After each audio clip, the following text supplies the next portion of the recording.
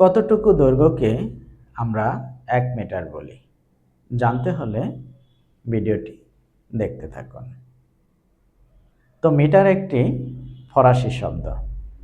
এটি গ্রিক শব্দ ম্যাট্রন থেকে এসেছে, যার অর্থ পরিমাপ। তো মিটার সম্পর্কে জানতে হলে আমাদের প্রথমেই পৃথিবীর গোল মানচিত্র অর্থাৎ গ্লোব সম্পর্কে ধারণা নিতে হবে।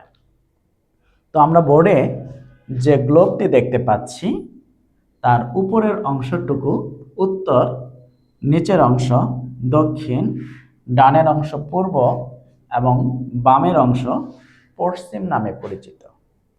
এই পূর্ব পশ্চিম বরাবর যে লাল রেখাটি দেখা যাচ্ছে এটি একটি কাল্পনিক রেখা। এই রেখাটি বিষুব রেখা নামে পরিচিত।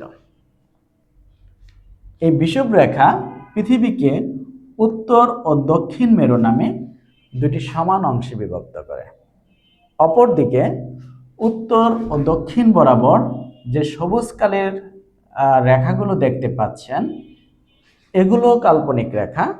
এই রেখাগুলো দ্রাঘিমা রেখা নামে পরিচিত। পৃথিবীতে মোট 360টি দ্রাঘিমা রেখা রয়েছে, যার ফলশ্রুতিতে এই রেখাগুলো পৃথিবীর বিভিন্ন দেশ, মহাদেশ ও শহরের উপর দিয়ে অতিক্রম করেছে। ঠিক তেমনি একটি দ্রাঘিমা রেখা ফ্রান্সের প্যারিস শহর বরাবর অতিক্রম করেছে। তো পৃথিবী সম্পর্কে অর্থাৎ গ্লোব সম্পর্কে আপাতত এতটুকু জানলেই যথেষ্ট।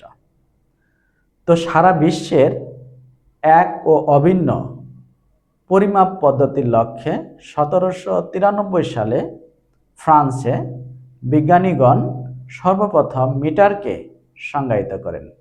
তাদের মতে পৃথিবীর উত্তর মেরু থেকে শুরু করে ফ্রান্সের রাজধানী প্যারিসের দ্রাঘিমা বরাবর বিষুব রেখা পর্যন্ত মোট দূরত্বের 1 কোটি ভাগের 1 ভাগকে মিটার বলা হয়। পরবর্তীতে তাদের এই সংজ্ঞাটি ব্যাপকভাবে সারা বিশ্বে সমাদিত হয়।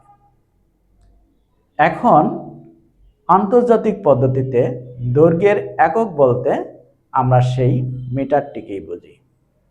অর্থাৎ মিটার শব্দটি এখন আর ফরাসি শব্দ নয়, এটি একটি বৈশ্বিক শব্দে রূপান্তরিত হয়েছে। আশা করি বিষয়টি বুঝতে পেরেছেন। ধন্যবাদ।